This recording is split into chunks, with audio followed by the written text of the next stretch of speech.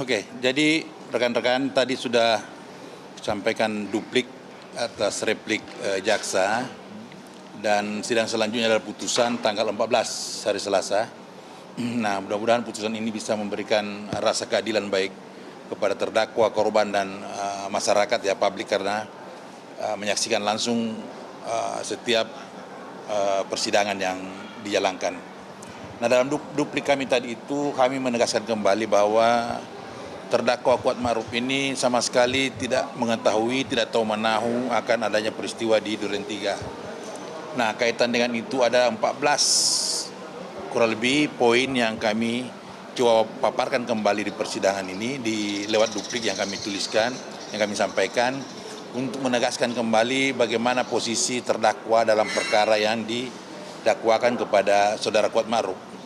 Nah, salah satu poin penting dalam duplik tersebut kaitannya dengan meeting of mind, tidak adanya permufakatan dari saudara Kuat Ma'ruf dan terdakwa lain kaitannya dengan pasal 340 ya, perencanaan ya.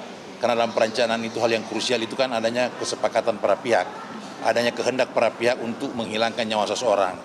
Nah, dalam persidangan terbukti bahwa Kuat Ma'ruf sama sekali tidak pernah melakukan permufakatan, apalagi kaitannya dengan adanya peran-peran tertentu yang diisyaratkan oleh terdakwa lain.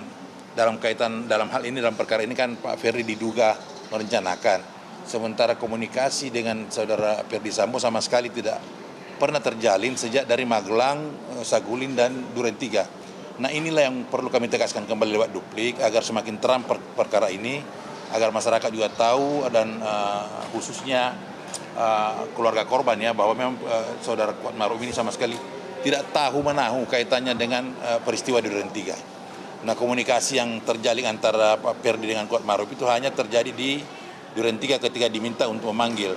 Nah, kaitannya dengan komunikasi Ricky Rizal, Eliezer di lantai 3 Saguling itu sama sekali Kuat Ma'ruf tidak terinformasikan akan adanya konfirmasi kepada korban yang akan dilakukan oleh Pak Ferdi Sambo.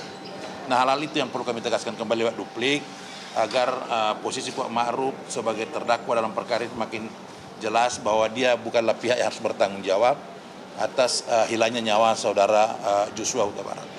Mungkin itu yang perlu kami sampaikan. Seberapa yakin untuk vonis di tanggal 14 itu, Bang? Karena kan dari pihak jaksa tetap bersikukuh menilai bahwa klien Anda ini tetap terlibat ada upaya komunikasi dengan Ferdi Sambo untuk perencanaan pembunuhan itu. Ya, sejak awal kami tegaskan bahwa dari beberapa kali penyampaian juga ke media, ke publik, bahwa kami yakin bahwa saudara Kuat Ma'ruf ini bukan orang atau pihak yang harus bertanggung jawab atas hilangnya nyawa korban. Olehnya itu kami tetap berkesimpulan bahwa dia sepatutnya bebas dalam perkara ini.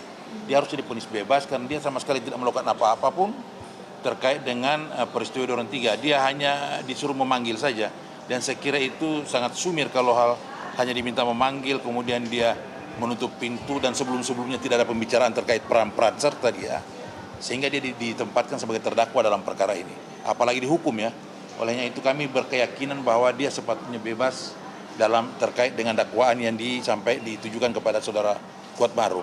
Hal seperti itu ya. Kuat sempat menceritakan kekhawatirannya nggak kalau ternyata nanti vonis sama dengan tuntutan jaksa atau bakal lebih berat dengan tuntutan jaksa? Ada kekhawatiran tersendiri dari klien? Iya, ada hal-hal yang memang secara psikologis saya kira siapapun dia itu pasti akan menyampaikan kerisauannya, karena dia dari awal, dari beberapa pemeriksaan juga disampaikan bahwa tuduhan seperti ini sangat keji kepada dia, karena dia sama sekali tidak pernah merasa merencanakan membunuh seseorang, apalagi terlibat dituduh untuk menghilangkan nyawa orang lain. Dalam perkara ini adalah kaitannya dengan kematian saudara Joshua.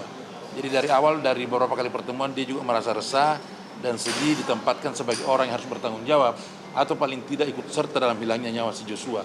Olehnya itu, dari beberapa kali pembicaraan dengan kami, dia sangat berharap agar majelis hakim bisa memberikan putusan yang adil buat dia, ya, termasuk putusan yang adil juga buat korban dan rasa keadilan masyarakat. Saya kira itu yang perlu disampaikan. Ya. Bang, tanggapan Bang, 14 Februari persiapan vonis apa aja kok dari pihak kuasa hukum dan terdakwa, Bang?